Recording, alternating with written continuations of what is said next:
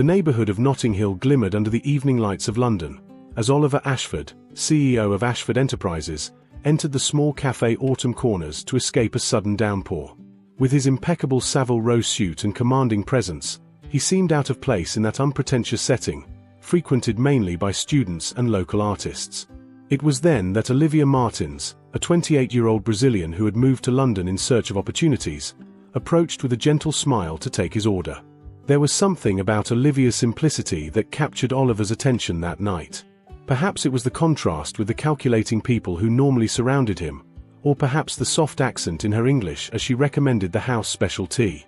During brief conversations amidst her trips to and from the counter, Oliver discovered she studied arts in the mornings and worked at the cafe to pay her bills, dreaming of one day opening her own gallery. The rain intensified outside, and Oliver stayed longer than planned, finding in Olivia a tranquility he hadn't felt in ages. The night wore on, the cafe began to close, and he offered Olivia a lift, which she accepted after a brief hesitation. The connection between them was undeniable, a chemistry that transcended their different realities. One night became dawn, deep conversations in his penthouse overlooking the Thames became hesitant touches, and daybreak found them entwined, two strangers connected by something inexplicable. Oliver had never allowed himself such vulnerability, and in the first light of morning, the weight of his responsibilities and reality fell back upon his shoulders. When Olivia awoke, she found only a note with a formal thank you and a generous sum of money. A gesture that, although well-intentioned by Oliver, reduced all the magic of the previous night to a simple transaction. Deeply hurt and humiliated, she left the money untouched and departed from the flat, vowing never again to think of the man who had made her feel so special only to treat her as just another fleeting conquest. 6 weeks after that night, Olivia discovered she was pregnant. The initial shock gave way to a mixture of fear and determination. She decided to raise her child alone, without seeking out Oliver.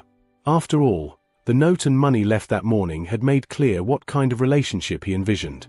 When her boss at the cafe discovered her pregnancy, her working hours were gradually reduced until she was dismissed under the pretext of restructuring.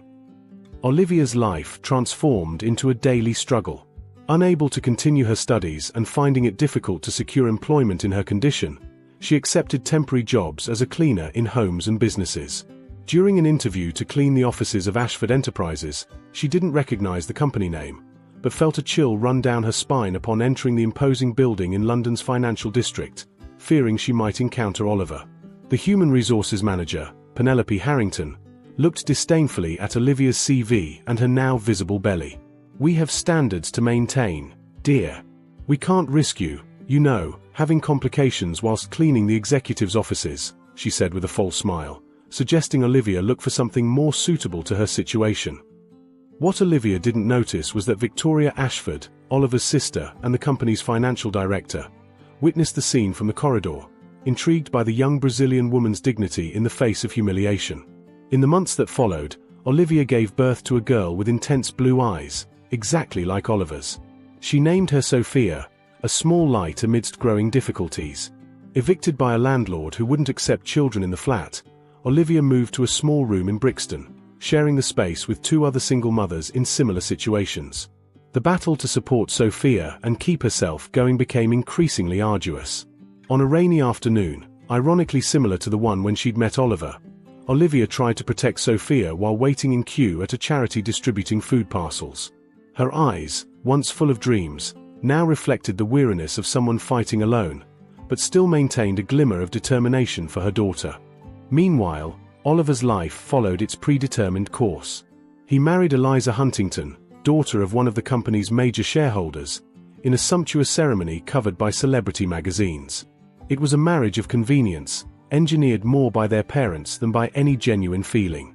In the years that followed, he immersed himself in work, expanding the Ashford empire into new markets, accumulating more power and wealth, but rarely finding genuine joy. It was during the opening of a new charitable art gallery sponsored by Ashford Enterprises that fate intervened. Olivia, who after years of relentless work had secured a position as an assistant in a small gallery in East London, was sent to represent her employer at the event. She had changed. Her once soft features now carried a determination forged in hardship. Her once long hair was now short and practical, but her essence remained the same. When one of the guests accidentally knocked over a delicate sculpture, It was Olivia who quickly intervened, revealing surprising knowledge about the piece as she restored it with precision and care. The talent she demonstrated caught the attention of those present, including Victoria Ashford, who recognized Olivia from that day in the company offices years ago. Intrigued, Victoria approached, complimenting her skill and asking where she had studied restoration. With dignity, Olivia explained she had taught herself, studying books borrowed from the public library while her daughter slept. She mentioned her interrupted dream of studying arts and how, even in the most difficult circumstances, she had never abandoned her passion. Victoria, impressed by the young woman's resilience and natural talent, offered her a card, suggesting she get in touch to discuss a possible opportunity at the Ashford Cultural Foundation. Oliver, observing the scene from a distance, felt a strange familiarity upon seeing Olivia, but couldn't identify where he knew her from. Something about her intrigued him, perhaps the way she spoke passionately about art, or the dignity with which she carried herself even whilst clearly being in an environment to which she didn't completely belong. He approached to congratulate her on the intervention with the sculpture, and when their gazes met, a flash of recognition passed through both their eyes, followed by a silence laden with unspoken memories. 2 weeks after the event, Olivia received an offer from the Ashford Cultural Foundation to work as an assistant restorer. The salary was 3 times her current earnings, and the hours would allow her to be home when Sophia returned from school. Despite the discomfort of working for Oliver's family, necessity spoke louder. This was the chance to provide a better life for her daughter. On her first day of work, Olivia discovered that Victoria would be her direct supervisor. Oliver's sister, contrary to what Olivia expected, proved to be approachable and genuinely interested in her potential. During a conversation, Victoria casually mentioned her brother's inexplicable unhappiness, despite all his success, and how his marriage to Eliza seemed like a gilded cage. Olivia listened in silence, resisting the urge to reveal her past with Oliver. Fate, however, had other plans. One afternoon when Olivia had to bring Sophia to work due to an emergency at school, the then 5-year-old girl curiously explored the restoration studio. Victoria, upon meeting Sophia, was paralyzed by the unmistakable Ashford blue eyes, the same eyes that had marked generations of the family. With calculated calm, Victoria asked about the child's father, to which Olivia vaguely responded that he wasn't part of their lives. When a valuable piece from the Ashfords' personal collection arrived damaged at the studio, Victoria assigned Olivia to restore it, knowing it would be a crucial test. It was a mantel clock that had belonged to Oliver's grandmother, to whom he was deeply attached. For weeks, Olivia worked meticulously on the piece, often staying after hours, demonstrating not only technique but a profound respect for the object's sentimental value. Olivia's dedication impressed everyone, especially when it was discovered that she had turned down a better job offer from a rival gallery during this period, as she had committed to finishing the project. This sense of integrity didn't go unnoticed by Victoria, who began discreetly orchestrating a plan to reunite Oliver and Olivia, not only because of what she suspected about Sophia, but because she saw in Olivia exactly what her brother needed in his life: authenticity and true purpose. On a rainy afternoon, almost 6 years after that first night at the cafe, Oliver unexpectedly returned to the office and found his sister chatting animatedly with a young woman in the restoration studio. As he approached, he recognized Olivia and felt a wave of conflicting emotions: guilt over how he had treated her, fascination at seeing her again, and a strange sensation that something important was about to happen. Victoria, sensing the tension in the air, skillfully mentioned the excellent work Olivia had done on his grandmother's clock, inviting Oliver to see the result. As they discussed the restoration, a small figure came running into the studio: Sophia, who had been collected from school by the childminder and brought a drawing to show her mother. When the little girl looked up at Oliver, time seemed to freeze. The same intense blue eyes, the same face shape, even the small dimple on the chin, it was like looking into a mirror of his own childhood. Oliver felt the air leave his lungs as he mentally calculated how old the child must be. His hands trembled slightly as he introduced himself to Sophia, who smiled with the innocence of someone who doesn't comprehend the weight of the moment. In the days that followed, Oliver began visiting the studio with increasing frequency, always finding pretexts to talk with Olivia about restoration projects. He noticed how she had grown professionally, how she spoke passionately about her work, and how she devoted herself entirely to her daughter.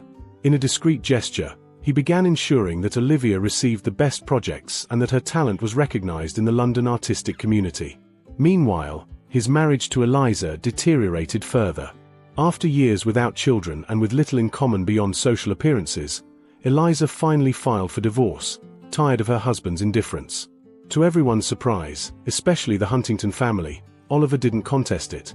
For the first time in years, he felt light, as if he could finally pursue something genuine in his life, something he had glimpsed briefly on that rainy night years ago. On a spring afternoon, Oliver invited Olivia for tea in the garden of the Foundation's headquarters. With flowers blooming around them, he finally found the courage to confront the past. "That note and the money, it was the biggest mistake of my life," he confessed, his voice breaking. Olivia, who had harbored years of hurt and wounded pride, allowed herself to listen as he explained how he had been pressured by his family to follow a predetermined path, how that night had been a rare moment of freedom in a life of obligations.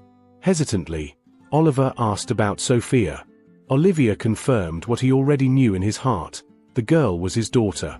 She explained why she never sought him out, how she had decided it was better to raise Sophia alone than to subject her to a father who might see her as an inconvenience. To her surprise, Oliver showed no anger, only a profound sadness for all the moments lost.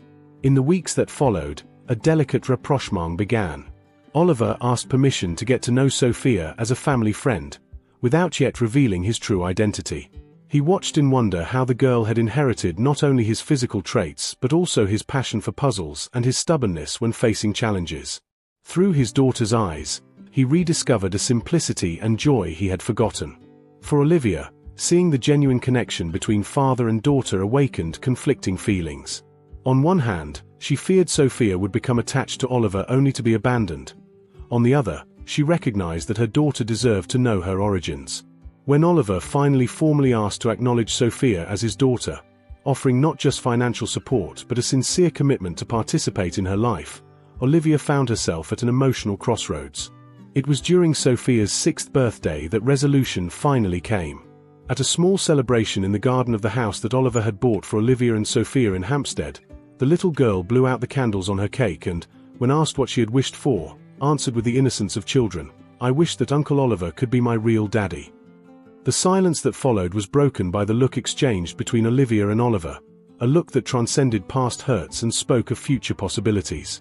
In that moment, under the London sky that years before had witnessed their first encounter, they understood that some stories, even after painful day tours, find their way back to the destiny that was always meant for them.